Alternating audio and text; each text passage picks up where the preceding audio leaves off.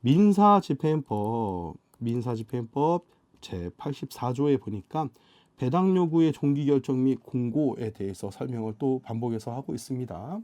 여러분들, 경매 개시 결정에 따른 압류의 효력이 생긴 때라는 거죠. 경매 개시 결정이 등기가 딱 되어지면 압류의 효력으로 발생하면서 스톱하는 일이 벌어집니다. 더 이상 다른 거를 등기하지 마세요. 만약에 등기를 한다면 그 경매 개시 결정 전에 다른 경매 개시 결정이 있을 경우에를 제외하고요.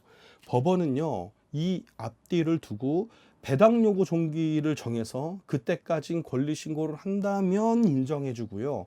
만약에 배당 요구 종기일이 지난다고 하면 이 사건에는 배당에 참여할 수 없다라는 것을 기재하게 되어 있습니다. 그래서 배당 요구 종기일이 상당히 중요하다라는 거 여기서 다시 한번 짚고 넘어갑니다. 2단계, 매각 물건의 법사가와 시세를 분석해야지만 됩니다. 저희는 매각 물건의 법사가와 시세를 분석하려고 하다니 보니까 이건 뭡니까? 법원에서 이 감정을 한 거죠. 법원의 감정가와 시세에 대한 부분을 저희는 반드시 확인해야지만 된다는 거죠. 법사가를 100% 믿을 수 없다라는 거죠. 여기 보니까 토지와 건물을 구분해서 감정가를 이렇게 나눠놨습니다. 이렇게 나눠놓은 내용을 제가 한번 정리를 한번 해볼게요. 토지와 건물의 현황을 나눠서 매각 물건의 감정가액을 기재합니다. 이거는요, 법사가를 기준한 겁니다. 법사가를 기재한 거니까 여러분들께서 참고하시면 되는 거죠. 토지와 건물에 대해서 이렇게 기재한 거죠. 그리고 현황에 대한 주소, 위치, 이렇게 위치와 주소의 주변 환경을 조사한 내용도 법원에서 기재하게 되어 있습니다. 자, 이렇게 여러분들 좀 팁으로 또 한번 정리를 해놨는데요. 매각 물건의 시세 확인하는 방법은 뭐가 있겠습니까? 여러분들 매각 물건 시세 확인하려면 반드시 나가서 시장 조사를 하는 방법밖에 없어요.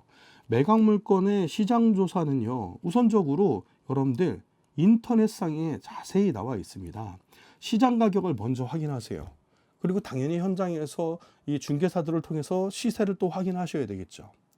인터넷을 잘 활용하시면 기본적인 시세는 확인이 됩니다. 그렇다고 해서 이게 마무리가 아닌 거죠. 시세를 확인했다고 하면 현장에 가서 전체적인 그 시장의 분위기를 판단해야 됩니다. 네이버 지도에도 보면 이 물건에 대한 자세한 내용이 나와 있고, 요즘에는 로드뷰를 통해 가지고 대단히 자세하게 분석할 수가 있겠죠. 네이버 시세는요, 현 시세가 아닐 수도 있습니다. 언제 물건이 올라왔는지에 대해서 만약에 판단한다고 하면 반드시 부동산에 의뢰를 하셔야 되는 거죠.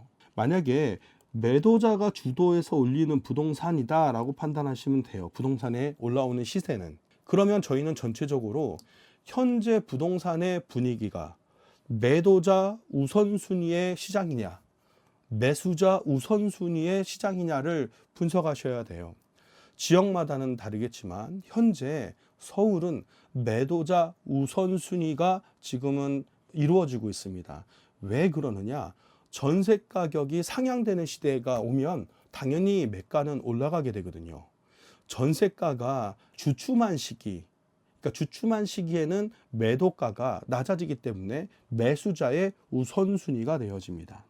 이걸 우리가 참 기억하시고 이걸 토대로 해서 저희는 부동산은 적어도 매도자들이 올려달라는 가격을 올릴 수밖에 없으니 부동산의 시세를 무작정 믿는 것보다 실제 거래된 호가를 믿는 것보다 실제 거래된 거래 가액을 확인해 보셔야 되겠죠. 그래서 실제 거래된 거래 가액을 확인하기 위해서 저희는 국토교통부 실거래 그 시스템에 들어가서 최근 거래된 신고된 가격, 여기서 이렇게 최근에 신고된 거래 가격을 확인하셔야지만 합니다. 반드시 검색을 하고 실거래 후 신고 기간이 30일이라는 거를 고려해서 현재 시세를 판단하셔야지만 돼요. 그렇게 중개사가 설명해 주는 시세와 현재 거래됐던 시세를 확인하셔서 시장 조사를 하시면 완벽한 시장 조사가 됩니다. 인터넷에서 시장 조사하는 것은 임장 나가기 전에서 기본적으로 해야 될 시장 조사가 되는 겁니다. 현재 자기의 자금 사정 등을 고려해서 물건을 선별할 때 도움을 주는 정보일 뿐이니까 임장 전에 반드시 시세 확인을 하시라는 것을 권해드리고 있습니다.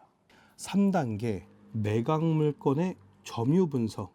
여러분들 점유 분석은 뭐가 중요하죠? 그렇죠. 인도 명령을 위해서 저희는 점유의 난이도를 확인해야 됩니다. 경매에 입문하는 분들은 낙찰 후 명도에 대해서 상당히 걱정이 많아요.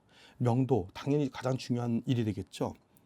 현재 소유자 및 채무자가 점유하고 있는지 혹은 임차인 등이 점유하는 상황에 따라서 낙찰 후 명도의 난이도가 결정이 됩니다. 당연히 입찰 전 확인해야 되는 일이 되어지겠죠. 현재 이 물건에는요, 저희가 봤듯이 대항력이 있다라고 되어져 있습니다. 그리고 순위 배당도 있고요. 미배당인 경우에는 보증금을 인수한다라고 공지가 되어 있습니다. 이것은 매각 물건 명세서에도 당연히 나와 있겠죠. 상당히 중요한 부분입니다. 이 부분을 한번 제가 자세하게 한번 설명을 더 드리도록 하겠습니다. 임차인 현황, 매각 물건의 점유 상황을 확인합니다. 이 당연히 임차인 현황에 대해서 점유 상황을 확인해야죠. 뭐냐? 임차인이 있냐라는 거죠. 임차인이 여부를 확인합니다. 말소 기준 권리, 말소 기준 이일을 표시하여 임차인의 전입일자를 확인하는 겁니다. 말소 기준 권리보다 빠른지 아닌지 이렇게 대항력 여부를 확인할 수가 있습니다. 당연히 여러분들 저희가 대항력에 대해서 배웠죠. 그리고 기억하고 계시는 거 있죠. 이길 영시입니다. 이길 영시 조건은 반드시 기억하고 계셔야 됩니다. 이 대항력과 여러분들 이길 영시 조건은 반드시 기억하고 계셔야만 됩니다. 임차인의 점유 부분 그리고 점유 기간, 점유에 대해서 전입 그리고 확정일자, 배당에 대해서 여러분들 반드시 확인해야 되고요.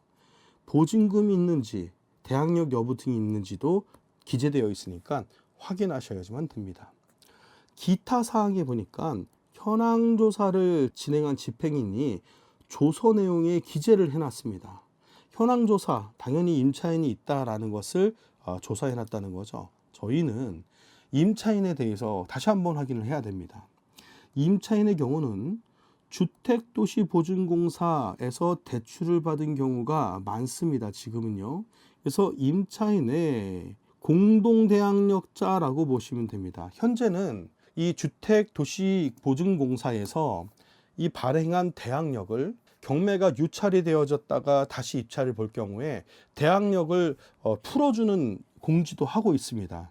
하지만 많은 낙찰자들이 계속 그 물건을 보니까 여러분들 참고하시면 될 것 같아요. 말하자면 대항력 때문에 계속 유찰됐던 물건이 다시 한번 경매를 진행될 때는 대항력 조건을 맞춰주지 않는 거죠. 대항력은 이제 인정하지 않겠습니다 라고 공지한 물건에 대해서는 대항력이 없다, 이런 정보를 여러분들께서 받아보실 수가 있습니다.